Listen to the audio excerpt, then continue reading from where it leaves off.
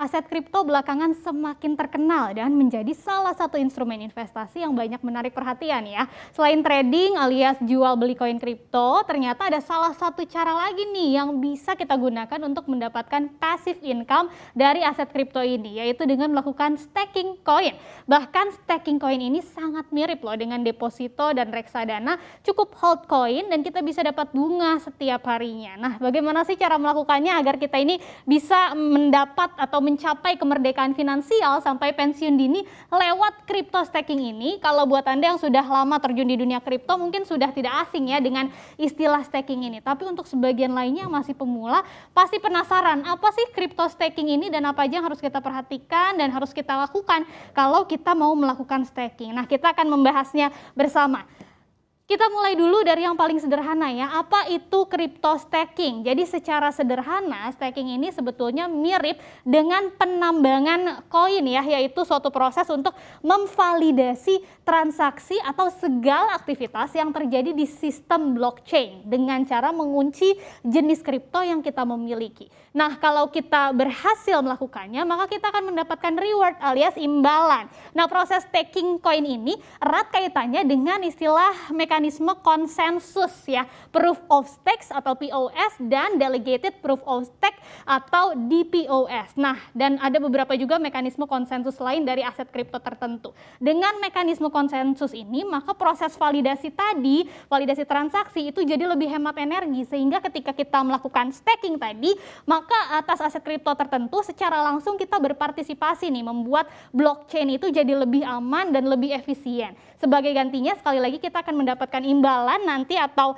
reward berupa aset kripto dari jaringan blockchain itu ya. Sebaliknya, kalau kita sebagai validator juga bisa ternyata kehilangan sebagian jumlah stakingnya kalau menyetujui transaksi yang bersifat curang ya. Nah, apakah ada cara mudah untuk mendapatkan cuan dari staking koin ini? Ternyata jawabannya ada nih. Jadi saat ini sebagai informasi kalau melakukan staking itu memang jadi tantangan bagi sebagian besar investor ya. Mengapa? Karena untuk melakukan proses stakingnya sendiri pengguna itu harus menjalankan yang namanya server node pada perangkat yang dimiliki, kemudian dilakukan sinkronisasi ke blockchain tadi sampai menandai lagi server node-nya dengan aset kripto yang cukup untuk memenuhi batas minimumnya, termasuk menyediakan deposit atau bentuk pengikatan lain yang jumlahnya cukup besar ya. Nah, untuk itu ada jawabannya. Thrift sebagai salah satu crypto exchange yang memiliki izin Bapepti di Indonesia menawarkan layanan yang bisa memudahkan kita melakukan staking ya, di mana Thrift ini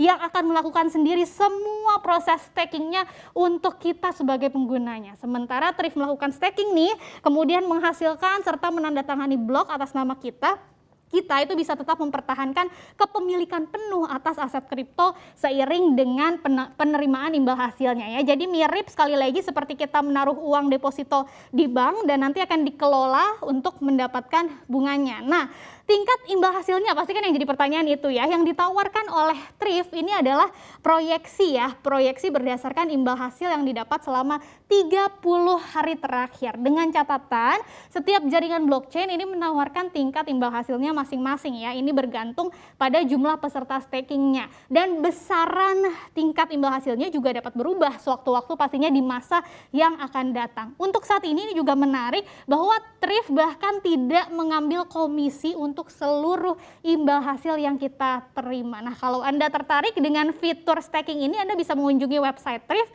untuk mengetahui lebih detail lagi apa saja syaratnya dan aset kripto apa saja yang bisa di staking ya pada platform ini. Tapi pertanyaan selanjutnya nih, apa nih kira-kira keuntungan dan bagaimana sih manajemen resiko dari staking di Thrift ya? Kita akan bahas di slide berikutnya. Nah, ini dia salah satu keuntungan yang akan didapat investor dari staking di Thrift ini adalah kebebasan investor untuk bisa melakukan penarikan imbal hasil selama 24 jam, kapanpun dan dimanapun. Baik untuk dikonversikan ke saldo rupiah atau bisa ke aset kripto lain yang diperdagangkan di platform Thrift ya. Selain itu beberapa protokol bahkan memberikan imbal hasil harian nih yang bisa digunakan lagi untuk investor bisa menginvestasikan kembali aset kriptonya ke proses staking sehingga nanti akan mendapatkan aset kripto yang dimiliki itu bersifat bunga berbunga alias compounded interest ya. Jadi bisa bunga berbunga. Belum lagi modal awalnya tadi untuk melakukan staking di Thrift itu hampir dapat dicairkan kapan saja karena ada periode penguncian atau lockup period dan itu relatif pendek-pendek untuk masing-masing koinnya. Lalu bagaimana dengan resikonya? Ini juga penting kita perhatikan gitu ya. Ada salah satu resiko yang utama dari staking koin yaitu resiko pasar yang terkait dengan potensi pergerakan harganya yang liar ya, cryptocurrency kan, dan dapat merugikan aset kripto pastinya dalam proses staking karena aset ini tidak dapat dijual selama proses staking dan menunggu proses unstaking selesai. Nah, itu dia tadi beberapa penjelasan yang harus kita pahami supaya kita bisa pensiun dini lewat crypto staking. Kalau sudah tahu caranya, kunjungi website Thrift-nya, langsung dicoba ya. Bener nggak nih kira-kira bisa pensiun dini lewat crypto staking?